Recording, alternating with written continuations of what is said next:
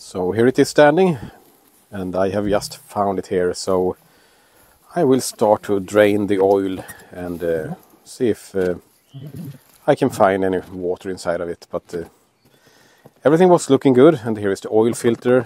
I remove that too and let it stand here for a couple of days just to drip off. But it looked pretty nice actually.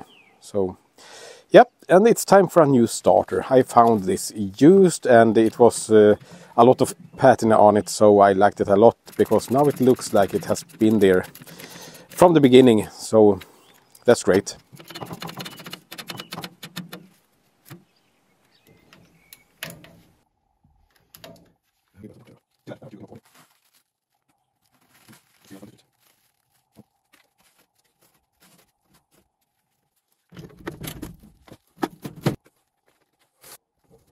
This system is plus grounded, so I'm not used to that one.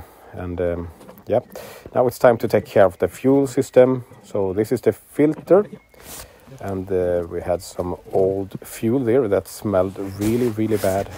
And now I will also remove the carburetor, and I plan to just take those parts with me home.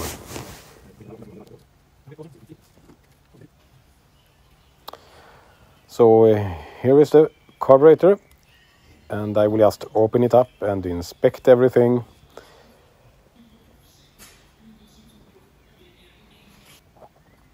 And as you can see, it's a lot of debris in here. So I use an ultrasonic cleaner for this job together with some water-based degreaser, and it works really good.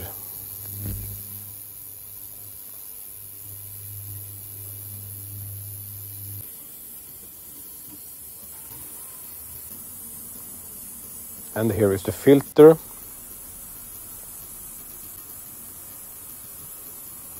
And here's the filter itself. It's really clogged up.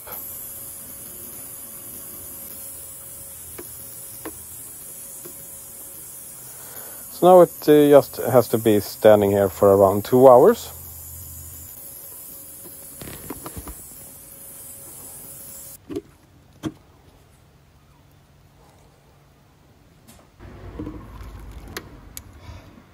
It's hot, 70 degrees centigrades. So here I have just cleaned it with some water, and it is looking really nice. And this is the upper section.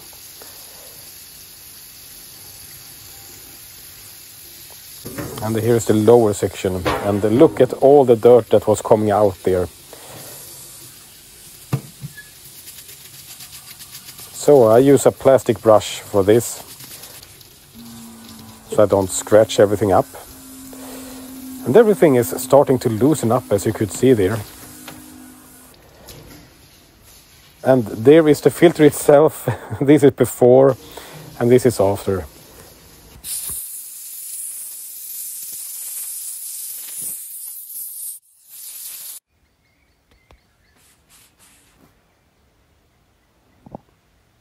And here are all the parts ready to be installed back together again.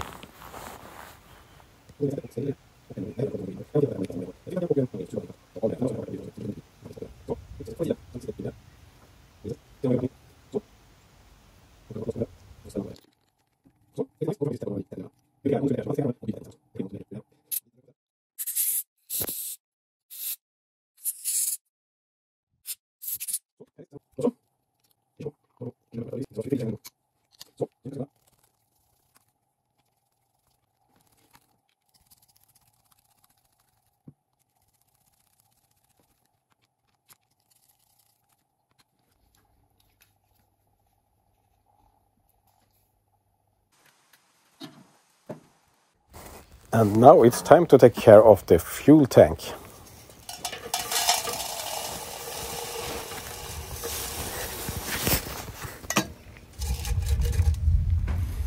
And here is some water-based degreaser mixed with some water.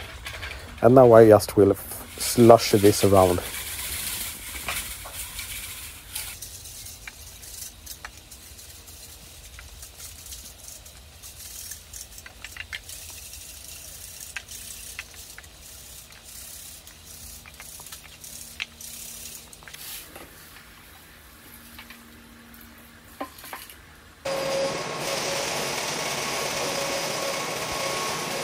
And it was really hard to get rid of all the stones there.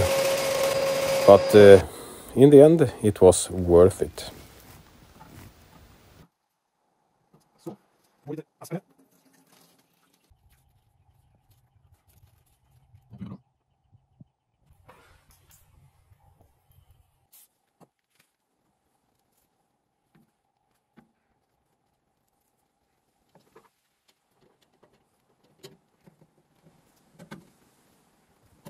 And now when the fuel system are taken care of, it's time to take care of the ignition system.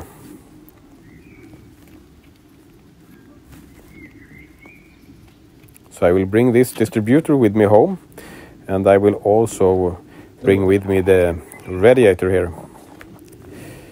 And yeah, I guess that some mice or something has been living in there.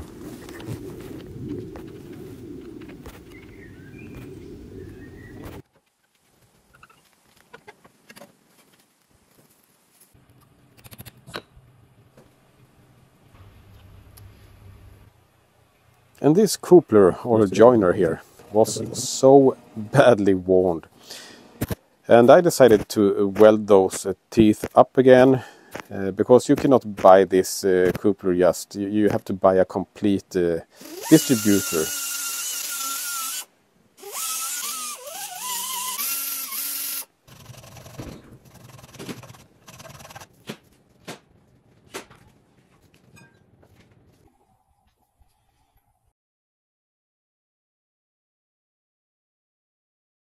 And now it's time to take care of the rest of the distributor.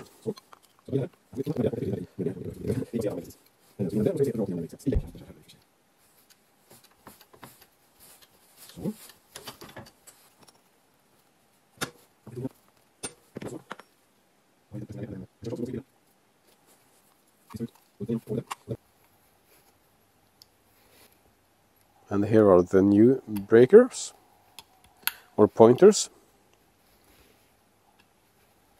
So I adjusted them here, as you can see, to 0.4 millimeters.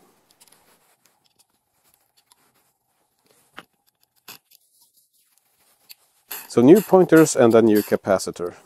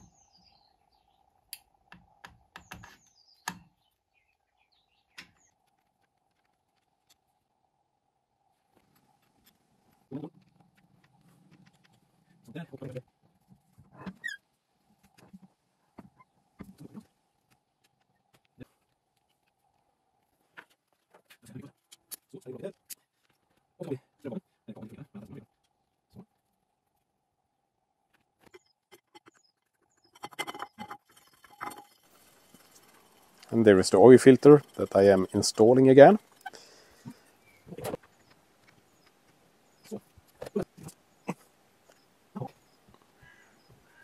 And some new oil. So here I am just trying to raise the oil pressure. And it did take some time there. But finally.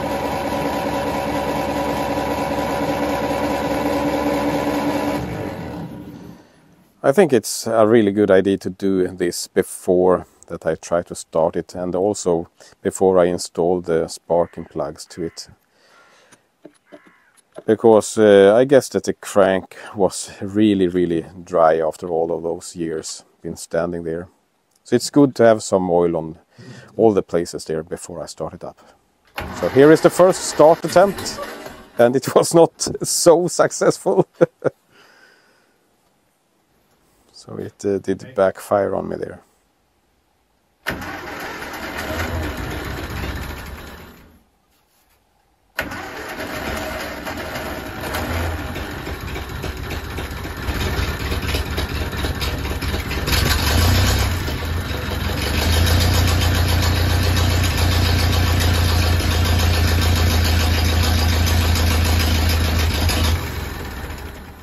And it was a big success. So now I can go on with the rest of the stuff here.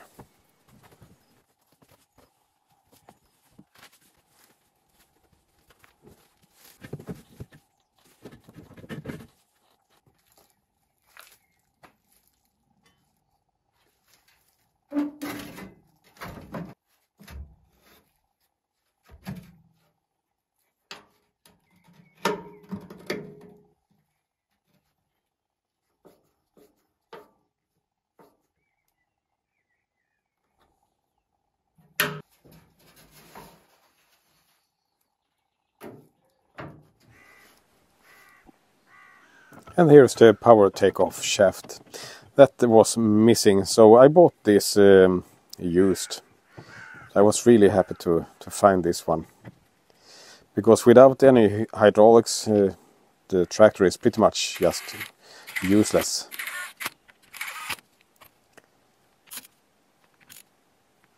So I have cleaned the gearbox here and also the rear end of it, and now it's time to fill up the system with oil.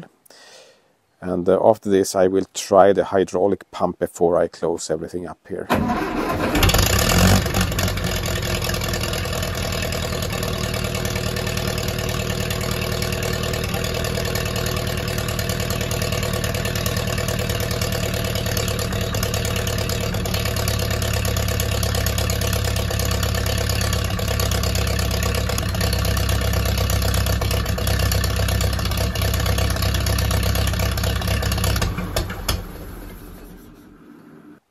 Great, the pump is working, so it's time to close this up again.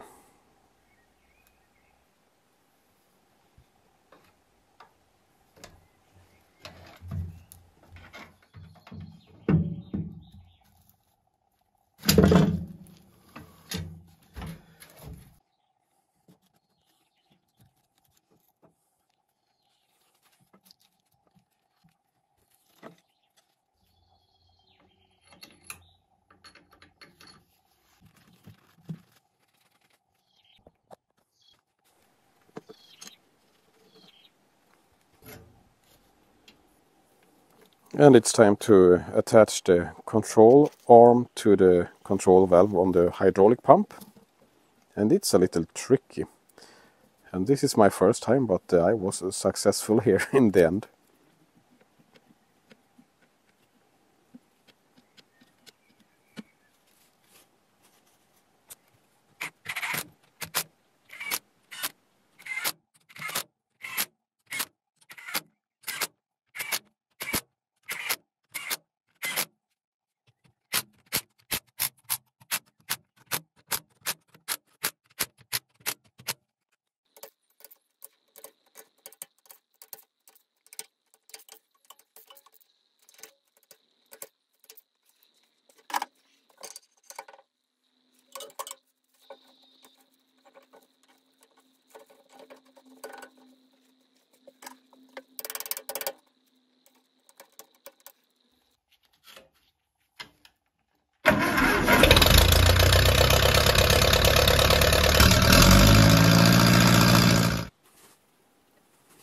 And here am I installing the rod for the left steering brake, and this one was also missing, so I have just bought this used.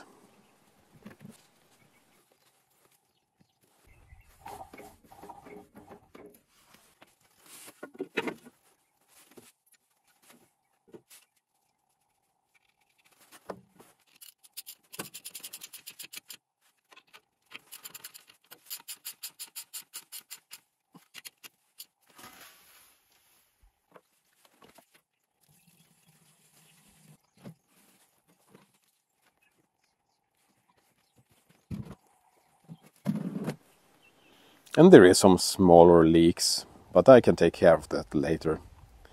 Because now it's time to take this tractor out in the real life after 38 years of standing here.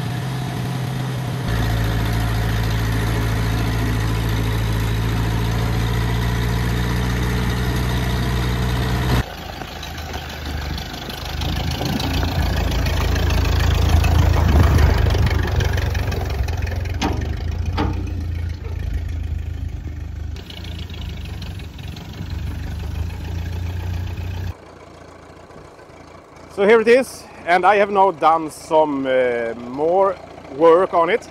I have changed those because there was a lot of play in those rods here. So now the steering are really tight and nice again. And then I also changed the water pump because it was leaking so bad, so I could not repair that old one. And yeah, you can also see that the lights are working. And the generator are charging the battery.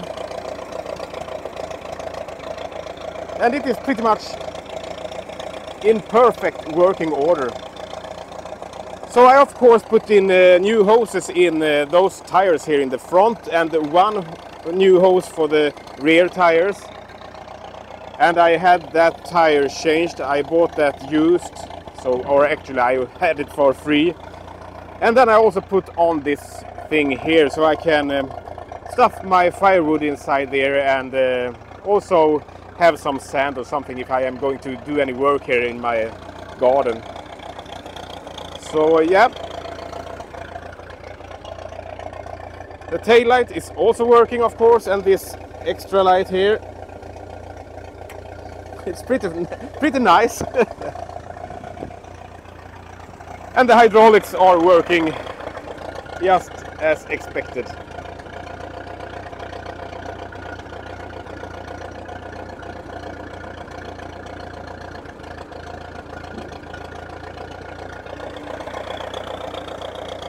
So I have to say that I am very pleased with it.